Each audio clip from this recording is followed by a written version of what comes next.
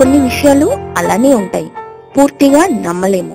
అలాగని అస్సలు నమ్మలేమని కొట్టి పారేయనో లేము. ఎవరైనా మిమ్మల్ని మానవాతీత శక్తులు ఉన్నాయని మీరు నమ్ముతున్నారా అని అడిగితే మీరేం సమాధానం చెప్తారు? ఎవరైనా సరే తక్కువ సమాధానం చెప్పలేరు. అట్లీస్ట్ కొన్ని క్షణాలు బ్లాంక్ అవుతుంది మన మైండ్. శాస్త్ర సాంకేతిక రంగాల్లో ఎంతో అభివృద్ధిని చూస్తున్న జనరేషన్ మనది. ఒక నాగుపాముకి మనిషిలా మారే శక్తి ఉందంటే నమ్మగలమా?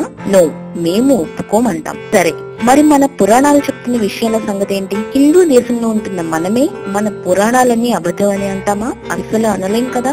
ఎటూ తేల్చుకోలేని పరిస్థితుల్లోకి మనల్ని నెడుతున్న ప్రశ్నలు చాలానే ఉన్నాయి. అందులో ఒక ప్రశ్నే నాగమణి నిజంగానే ఉందా అనేది. అసలు నాగమణి అంటే ఏంటి? నాగమణుల గురించి పురాణాల్లో ఏం చెప్పారు? నాగుపాములో మణి ఏర్పడే శక్తి నిజంగా ఉందా? అంతటి శక్తివంతమైన నాగమణులు మనకు దొరుకుతాయా? అసలు నాగినీలకు ఉండే అద్భుత శక్తులు ఏంటి? భూమి అడుగున భూగర్భంలో లోకాలు ఉన్నాయా? శేషనాగు, వాసుకి వంటి మహాసర్పాలు ఇంకా భూగర్భాల్లోనే ఉన్నాయా? ఇలాంటి విషయాల గురించి మీరు తెలుసుకోవాలని అనుకుంటే ముందు మా ఛానల్ ని సబ్స్క్రైబ్ చేయండి. అయితే ఇప్పుడు మనం మన వీడియోలోకి వెళ్ళిపోదాం.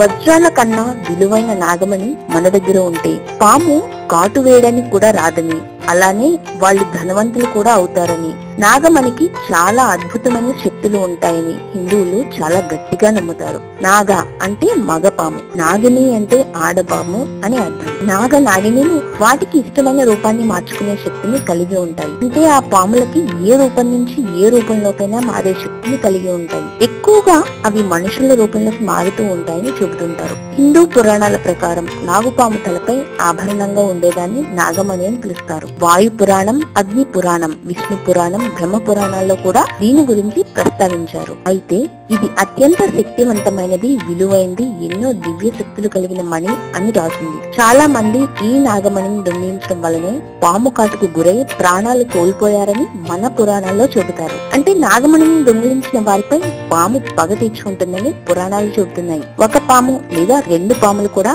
పగబట్టిన వ్యక్తిని చంపేస్తాయి. ఇక నాగినేలలో ఉండే విషయం చాలా శక్తివంతమైందని, అవి కాటు వేసిన వెంటనే శత్రువులు మరణిస్తారని చెప్తారు. అగ్ని పురాణం ప్రకారం భూమి అడుగున భూగర్భంలో అతల, వితల, సుతల, తలాతల, మహాతల, రసాతల, పాతాల అనే పేర్లతో 7 లోకాలున్నాయి.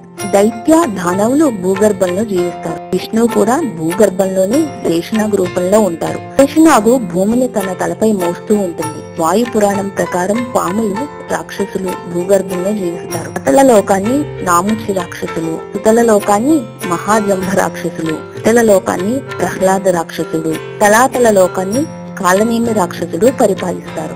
అలాగే మహాతల లోకాన్ని విరోచన రాక్షసుడు, పీతల లోకాన్ని కేసరి రాక్షసుడు, అతల లోకాన్ని బలి రాక్షసుడు పాలిస్తారు. క్షీరసాగర మదనానికి ఉపయోగపడిన అతిపెద్ద పాము వాసుకి పీతల లోకంలో జీవిస్తుంది. మహావిష్ణువు సేవించే భాగ్యాన్ని పొందిన శేషనాగు పాతాళ లోకంలో జీవిస్తుంది.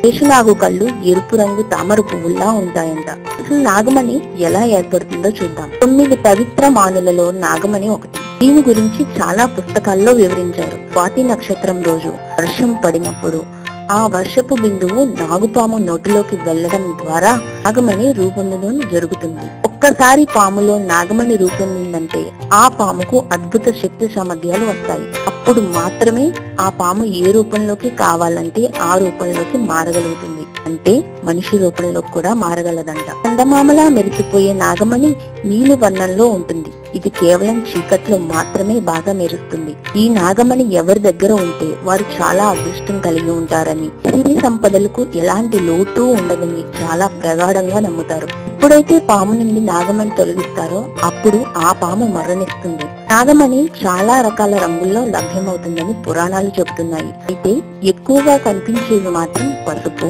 తేనె, లేత ఆకుపచ్చ, ఎరుపు, తెలుపు రంగుల్లో ఉంటాయి. నాగుపాముకి తల మీద కాని తల లోపల గాని ఎలాంటి మణి ఉండదని, ఇదంతా ఒట్టి మూఢనమ్మకం మాత్రమేని కొట్టిపాడేసేవారు కూడా ఉన్నారు. ఇది ఏమైనా మన శాస్త్రాల్లో చెప్పింది ఎప్పటికీ తప్పు అవ్వదు.